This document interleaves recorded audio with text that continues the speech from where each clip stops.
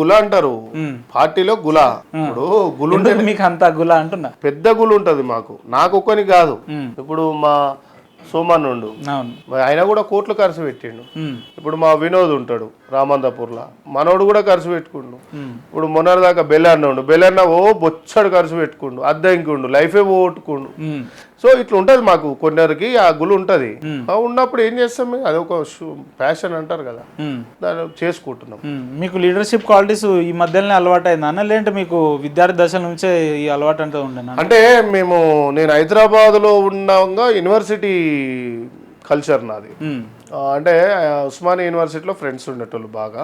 ఆ యూనివర్సిటీకి పోయి చాలా E2 hostel, E1 hostel, NRS, old PG, Maner hostel, Triveni hostel, ఇవన్నీ తిరుక్కుంటా పీజీ PhD స్టూడెంట్స్ మా ఫ్రెండ్స్ ఉంటే ఓ 4 బెస్ట్ ఫ్రెండ్స్ ఉండే, వాళ్ళతో పోయి నేను ఇక టోటల్గా ఓ 10 ఏళ్ళు అలానే ఉన్నా.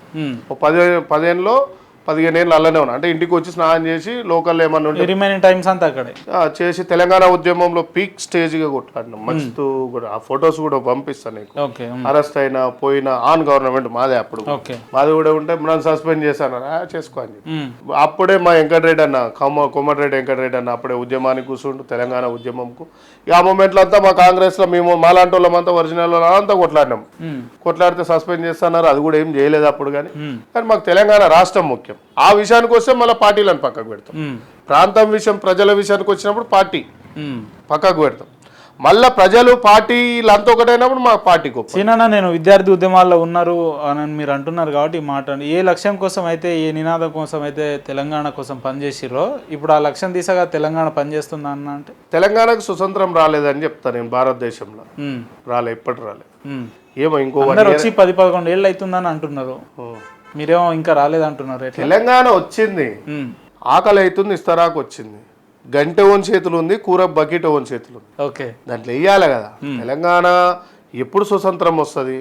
నాకు తెలిసి కాంగ్రెస్ అమలు చేస్తుండొచ్చు, 100% చేయాలి, చేస్తుండొచ్చు అంటున్నారు కానీ చేస్తుంది అని నమ్మకంగా చెప్తలేరు. కాంగ్రెస్ పార్టీ అమలు చేస్తుంది.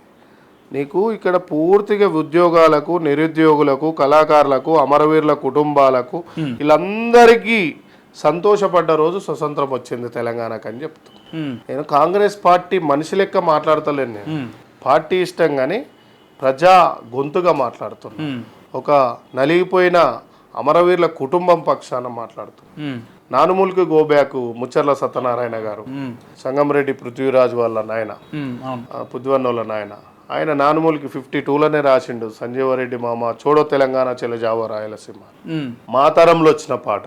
చదువు కోకోడు కాని సాగా నంపిన తండ్రి, చదువుల్లో సారాన్ని ఇప్పి చెప్పిన సారు, సావు వార్తాయిని గుండె వలిగిన అంటే తల్లి. వీరులార వందనం, విద్యార్థులార వందనం, గుండెల్లో గుడి కడతాం, మీకు పూర్వదండాలు పెడతాం అంటే ఏడున్నాయా త్యాగాలు? ఎందుకు చేస్తున్నాం ఇవన్నీ? చదువుకోనికి వచ్చిన పిల్లగానికి నువ్వు స్కాలర్షిప్ ఇవ్వవు అంటే మా ప్రభుత్వం కాదు, గత ప్రభుత్వంలో. అందుకే వాళ్ళు ఒడగొట్టిరు. ఆ బాధ మనకు రానిచ్చుకోవద్దని మనకి. సరే, కాంగ్రెస్ పార్టీలో నిరుద్యోగులకు న్యాయం జరుగుతుందా అన్న? అంటే పార్టీ వచ్చేన్ని రోజులైంది.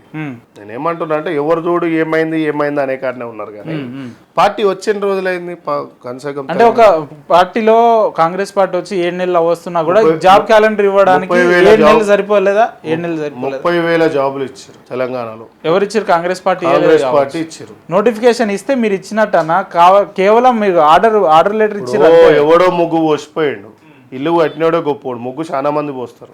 అట్లా అంటే 100 ముగ్గులు పోసిండు. క్రిస్టియన్ కు చర్చిలు కట్టిస్తా అన్నాడు, కట్టించిండా కేసీఆర్? ముస్లింలకు మసీదులు కట్టిస్తా అన్నాడు, కట్టించిండా కేసీఆర్? బడ్జెట్ రేపు వచ్చే తెలంగాణ అనే ఒక కడపత్రం తీసి 2009లో పొద్దున. అట్లనే కేసీఆర్ మస్తు హామీలు ఇచ్చిండు. ఇక ఈ హామీలు కావయి ఇచ్చిండు. కాకుంటే ఇక్కడ రుణమాఫీ చేస్తుండు, 200 యూనిట్ల కరెంట్ వచ్చింది, ఫ్రీ బస్ వచ్చింది, గ్యాస్ వచ్చింది. చెప్పిన 6 గ్యారంటీలలో 4-5 వచ్చినాయి. ఓకే, రుణమాఫీ చేస్తే ఎన్ఎఫ్. సో 6 ఏళ్ళు 1 ఇయర్ లోపలనే కాంగ్రెస్ పార్టీని చేసిందంటే నువ్వు 10 ఏళ్ళ పాలనలో నువ్వు చేసింది ఏముంది అక్కడ? కేసీఆర్ గారు ఏం చేయలేదు అంటారన్న 10 ఏళ్ళుగా ఏదో ప్రతిపక్ష నాయకుడు కాబట్టి ఏం చెప్పొద్దని కాకుండా నిజంగా మీ మనస్సాక్షి ఆయన రూలింగ్ లో ఉన్నప్పుడే చెప్పిన ఏం చేస్తలేవు హరీష్ రావు, కేసీఆర్ రావు, కవితారావు, కేటీఆర్ రావు మనకేం రావు అని చెప్పి అలా పక్కకే ఉంది రావని. ఓకే, అందుకే అప్పుడే నేను 2014లోనే అలా గవర్నమెంట్ రాగానే ఒకటి రాసిన, అమ్మా తెలంగాణ మా ఆగమైతివమ్మ, తండ్రి కొడుకు బిడ్డలుడు చేతిలో బందీ వైతివమ్మ, మా బిడ్డలు ఏడున్నారయ్యా తెచ్చిస్తారా ఓ కేసీఆర్ అయ్యా, మీకు ఉద్యమాలు ఏడున్నాయ్యా మీ జేబులు నిండనయ్యా, మీ కొడుకులు బిడ్డలు గాలి మోటార్లకి అమెరికాలలో చదువుతుంటే మా కొడుకులు బిడ్డలు చచ్చిపోయి గాలిలో కలిసిపోయి ఆత్మలని.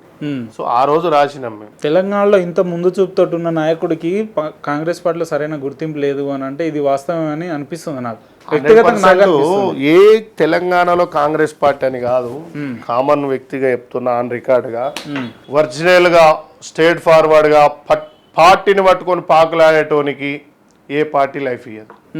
ఇప్పటికి నుంచి కూడా రాబోయే తరానికి కూడా మళ్ళీ చెప్తున్నాం, నెక్స్ట్ జనరేషన్ కూడా ఓకే ఏమీ ఉండదు ఈ పార్టీలలో. ఉన్నాయా 200 కోట్లు ఎమ్మటి, లేదా 10 కార్లు, లేకుంటే బాంచనగిరిలు, ఈ 3 ఉంటేనే రారి పార్టీలకు, లేకుంటే మీ